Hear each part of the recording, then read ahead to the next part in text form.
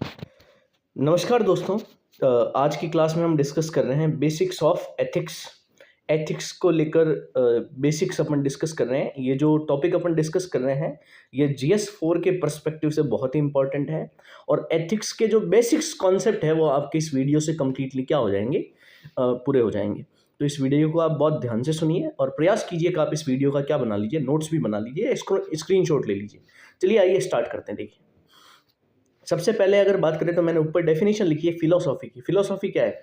Systematic study of fundamental questions about existence, knowledge and space etcetera is called philosophy.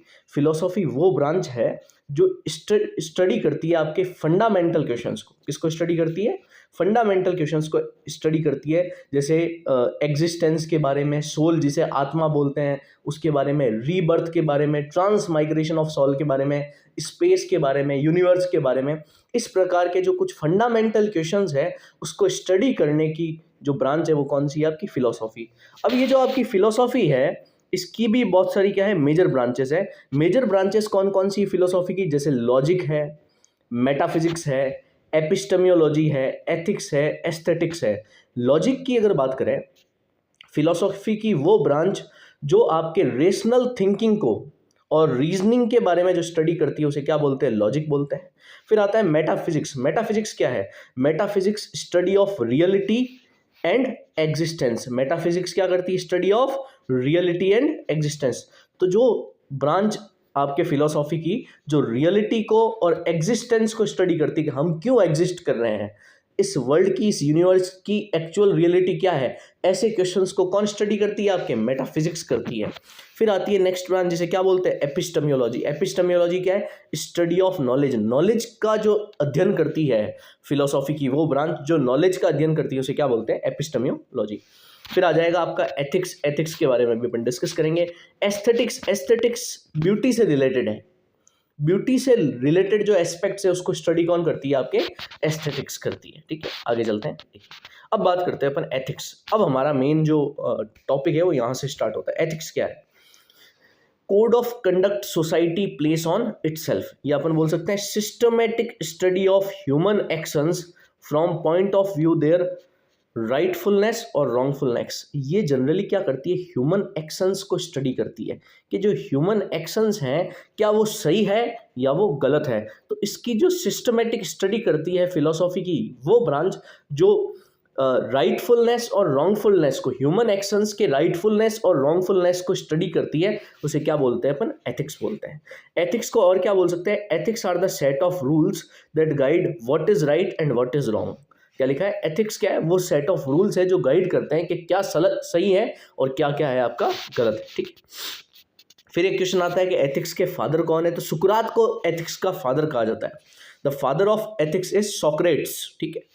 अब ये जो ethics है ये जनरली क्या होता है? ये more external based on agreed system. ये कहीं ना कहीं इन्वायरमेंट से आता है, ये आपकी सराउंडिंग से आता है। ये एथिक्स वो प्रिंसिपल्स है जो सोसाइटी बनाती है। ये एक्सटर्नली होता है, ये इंटरनली नहीं होता है, ये इनर कॉन्शियस पे बेस नहीं होता है।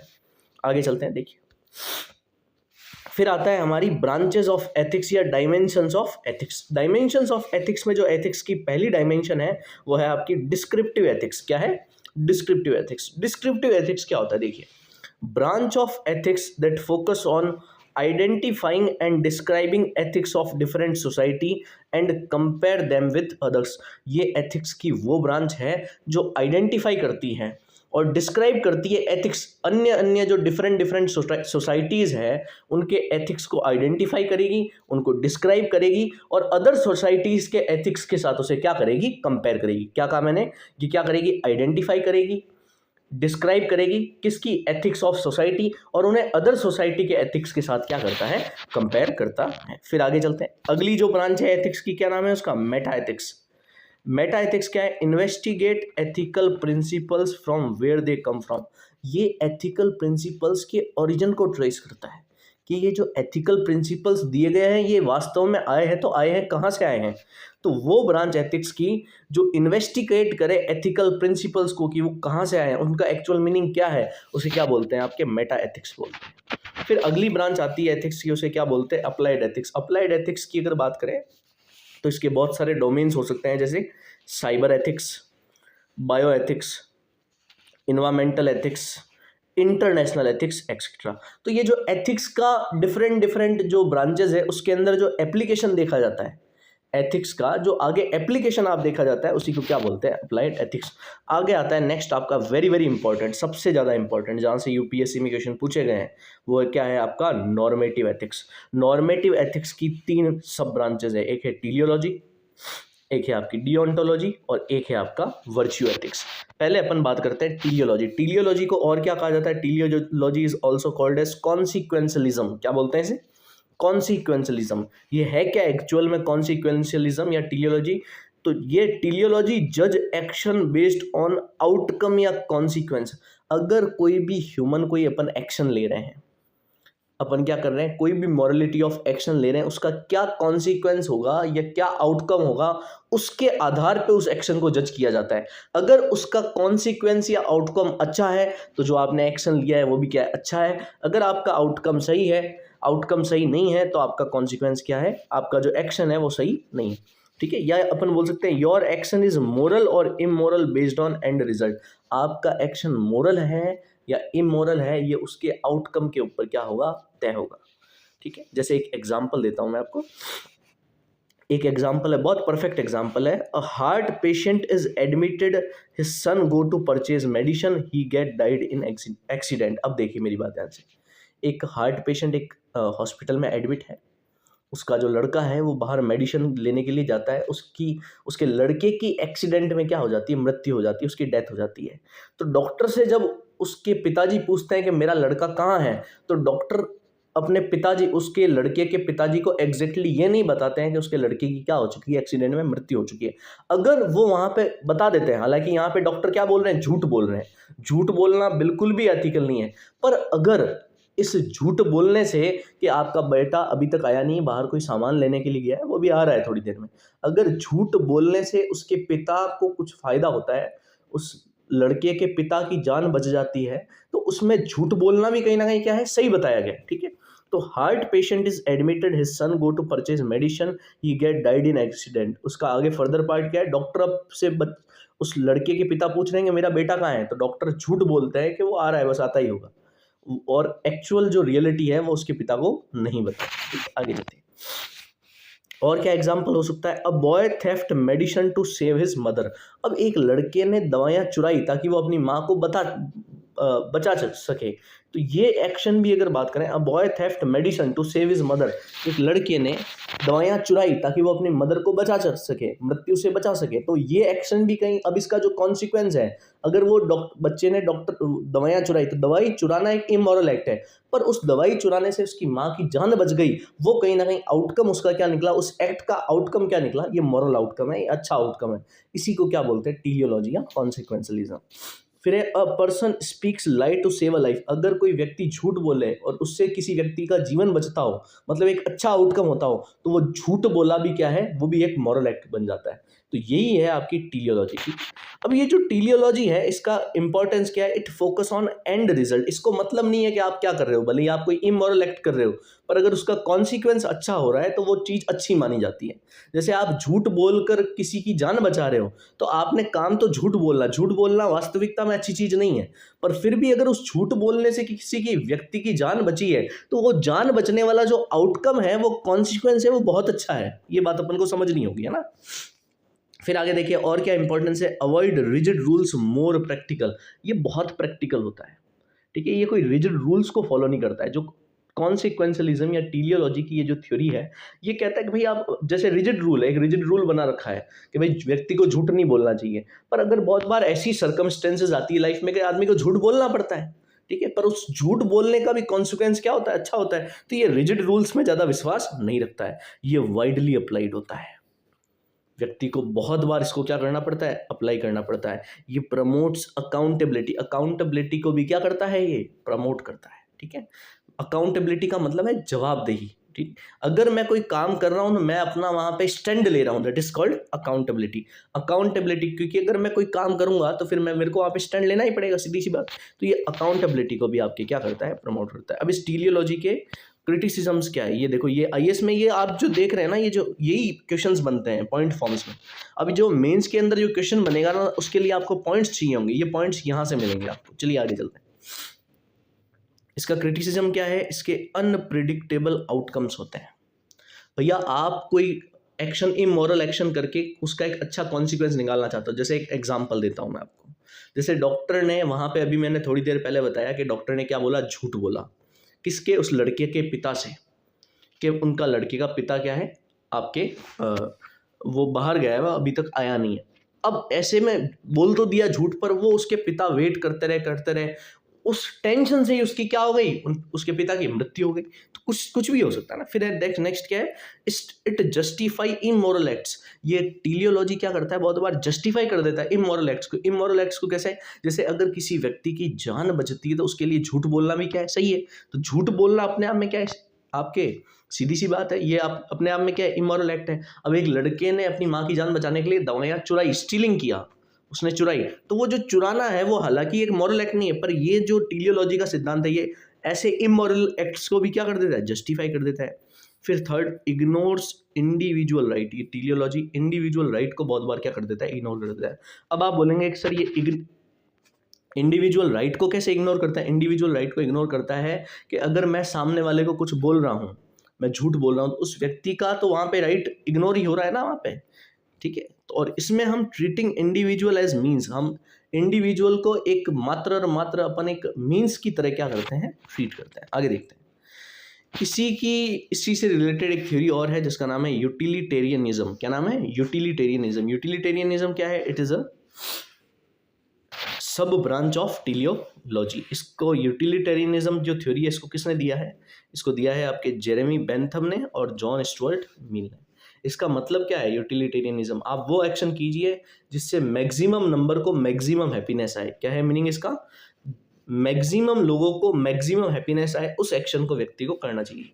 आगे और बोले तो और क्या कह सकते हैं, act of morality is that which brings greatest good for greatest number.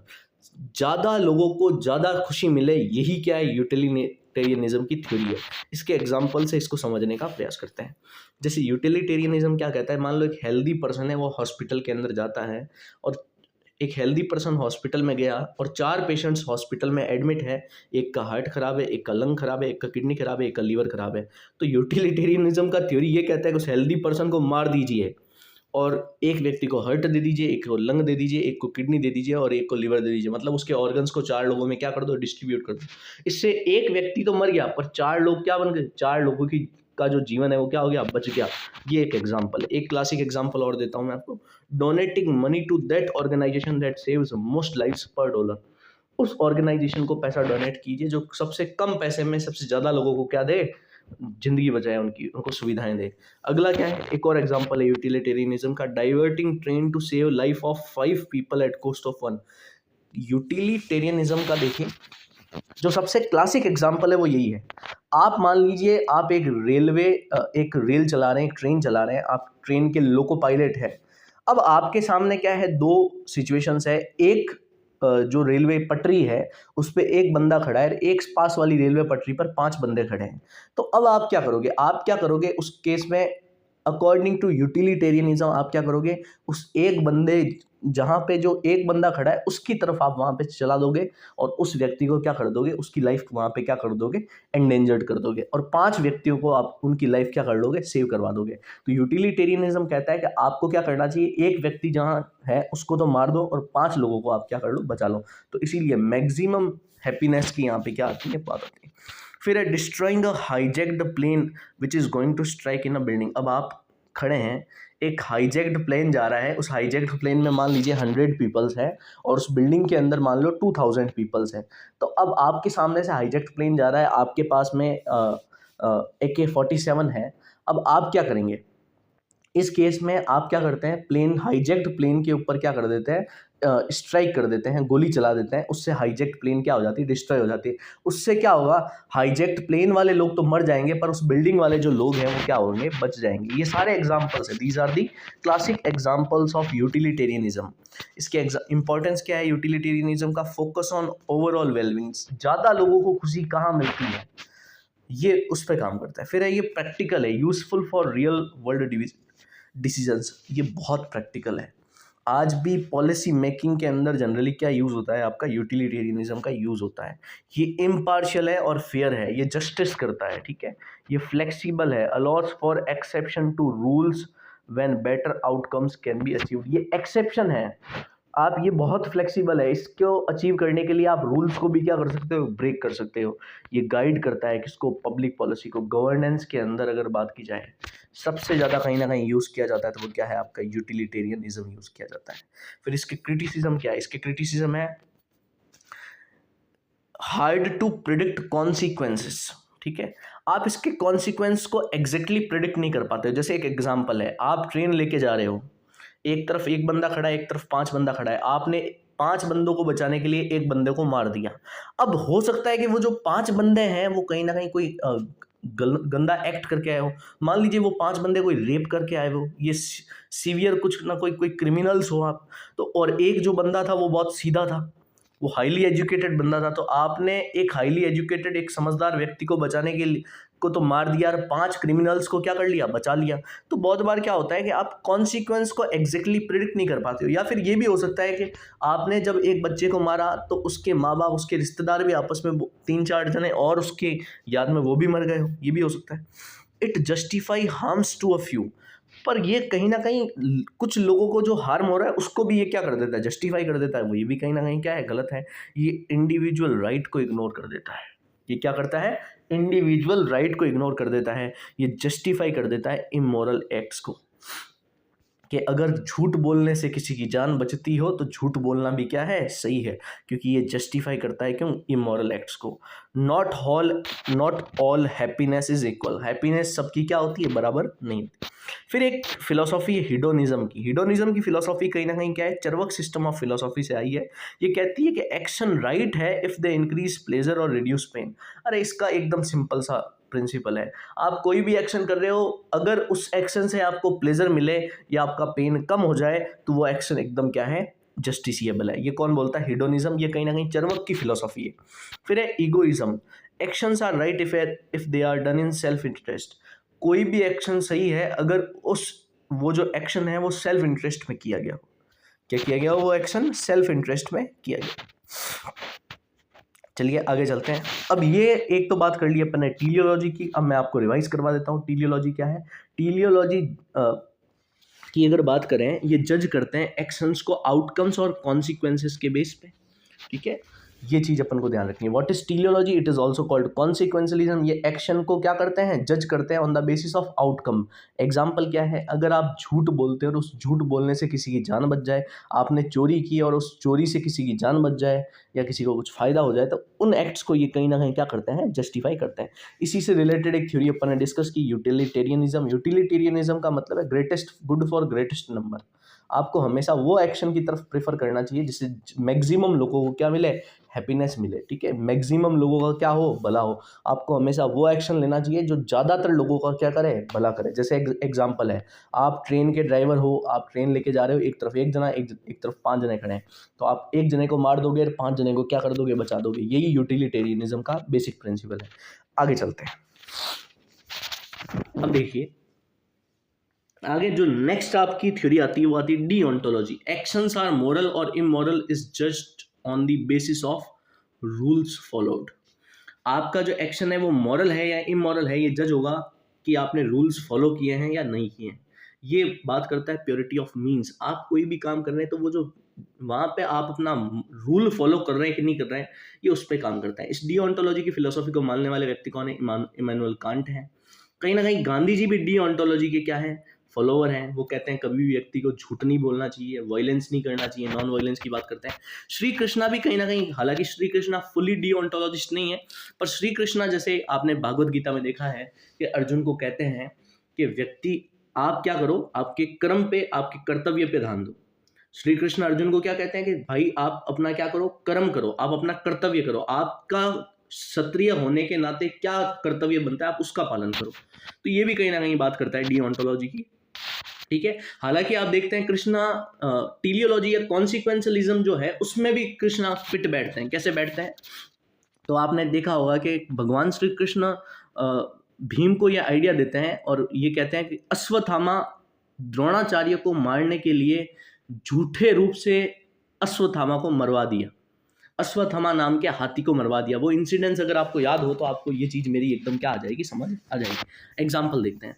अब इस डीओंटोलॉजी के एग्जाम्पल क्या है, जैसे एक एग्जाम्पल है मेडिकल काउंसलर। अब मैं आपको इसको इस एक सिचुएशन को समझाने का प्रयास करता हूँ। जैसे आप मेडिकल काउंसलर हैं, आप क्या हो, एक मेडिकल काउंसलर हो, आपके सामने एक पेशेंट आता है, आप एक बहुत ही बड़े एक महंगे हॉस्पिटल के मेडिकल काउंसलर हो। अब एक पेशेंट आपके पास में आता है, आपके पास में एक पेशेंट आता है, वो बहुत ही गरीब है, उसकी हालत बहुत ही खराब है, पर वो कैसे भी करके किसी भी तरीके से अपने जो वाइफ है उसकी जान बचाना चाहता है। उसकी वाइफ का क्या करवाना चाहता है, वो उसी हॉस्पिटल से क्या करवाना चाहता है, ऑपरेशन करवाना चाहता है। अब वो जब ऑपरेशन करवाएगा तो बहुत ही ज़्यादा पैसा खर्च होगा। अब आप मेडिकल काउंसलर हो, आपको ये पता है कि इस आदमी की हालत सही नहीं है, यही ऑपरेशन एक हॉस्पिटल है उसमें इससे कम पैसे में हो सकता है और अच्छा हो सकता है। आपको ये पता है कि यही सेम ऑपरेशन यहाँ पे मान लो उस ऑपरेशन के 5 लाख रुपए देने पड़ेंगे इस हॉस्पिटल में, पर यही ऑपरेशन एक पास वाले हॉस्पिटल में 2 लाख में ही हो जाएगा। और अगर ये गरीब आदमी 5 लाख में ऑपरेशन करवाएगा तो इसका घर बिक जाएगा। तो अब आप एक मेडिकल काउंसलर हो, अब मेडिकल काउंसलर हो तो आपको अपने रूल्स और ड्यूटीज को फॉलो करना चाहिए, आपको अपने एथिक्स को फॉलो करना चाहिए। आपका एथिक्स क्या कहता है, आप उस हॉस्पिटल में जॉब कर रहे हो, आपको उस आदमी को ये कन्विंस करना है कि उसी हॉस्पिटल में क्या करवाओ, आप अपनी वाइफ का क्या करवाओ, ऑपरेशन कराओ, भले ही ये चीज क्या हो। अब ये डीओंटोलॉजी इस चीज को क्या करता है, जस्टिफाई करता है। फिर एक कोचिंग काउंसलर का भी एग्जांपल देता हूं मैं। कोचिंग काउंसलर हो, जैसे मान लीजिए आप एक कोचिंग काउंसलर हो, एक पेरेंट्स आपके पास में आते हैं अपने बच्ची को कोचिंग करवाने के लिए। आपको पता है कि भाई इससे भी अच्छी एक कोचिंग है, यहाँ पे पैसा भी ज़्यादा देना पड़ रहा है, पास में ही एक कोचिंग है, वहाँ पैसा कम देना पड़ेगा और बच्ची की अच्छी से क्या हो जाएगी, कोचिंग हो जाएगी। पर क्योंकि आप एक कोचिंग काउंसलर हो, आप उस एक कोचिंग से पैसे ले रहे हो, तो आपके एथिक्स, आपके रूल्स ये कहते हैं कि आपको कैसे भी करके उन पेरेंट्स को कन्विंस करना है कि उसकी बच्ची का एडमिशन उसी कोचिंग में हो। ठीक है। फिर और क्या है, we should not speak lie even to save a person. ये तो बोलता है कि किसी व्यक्ति की जान भी बचानी हो तो भी झूठ नहीं बोलना चाहिए। Telling the truth even when it hurts, अगर किसी व्यक्ति को दुखे भी फिर भी आपको क्या करना चाहिए, सच बोलना चाहिए। Not stealing even to help someone, अरे किसी की मदद करने के लिए भी चोरी नहीं करनी चाहिए। ये बोलता है आपका क्या, डीओंटोलॉजी का प्रिंसिपल। क्या क्या चीज़ें हैं इसकी, प्रमोट्स अकाउंटेबिलिटी। ठीक है, ये अकाउंटेबिलिटी को प्रमोट करता है। आपके एक्शंस, आप अपने पॉइंट पे क्या ले पाते हो, स्टैंड ले पाते हो। रेस्पेक्ट राइट ऑफ अदर्स, आप किसी से झूठ नहीं बोलते, उसके राइट को आप क्या कर रहे हो, रेस्पेक्ट कर रहे हो।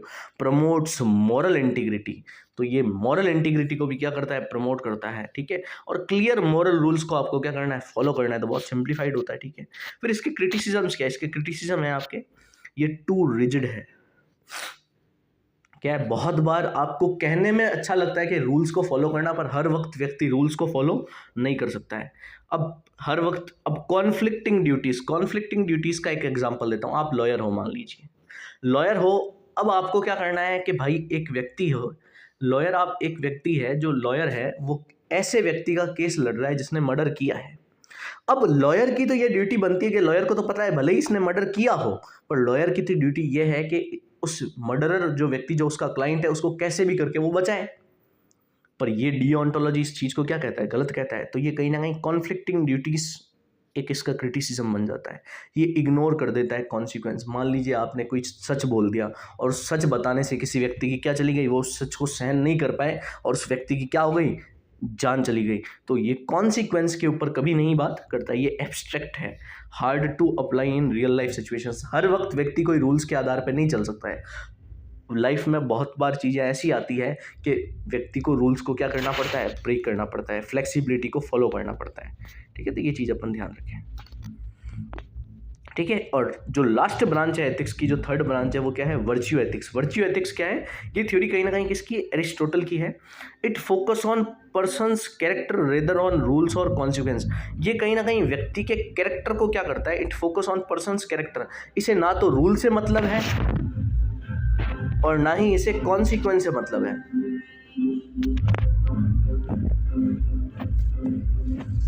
ठीक है। तो वर्च्यू एथिक्स की अगर बात करें, ये वर्च्यू एथिक्स की जो थ्योरी है ये एरिस्टोटल ने दी है। ये फोकस करता है पर्सन के कैरेक्टर को, ना कि रूल्स को और कॉन्सिक्वेंस को। ना तो इसे रूल से मतलब है, ना इसे कॉन्सिक्वेंस से मतलब है। ठीक है, वर्चुअस पर्सन क्या है? B best version of your self. तो वर्च्यू एथिक्स की अगर बात करें, ये फिलोसॉफी, ये जो थ्योरी है, कहीं ना कहीं किसने दी है? एरिस्टोटल ने दी है। ये बात करता है पर्सनल कैरेक्टर की बात करता है, ना तो ये रूल्स पे फोकस करता है, ना कॉन्सिक्वेंस से फोकस करता है। इसका मतलब है कि अगर, इसका मतलब ये है आपके,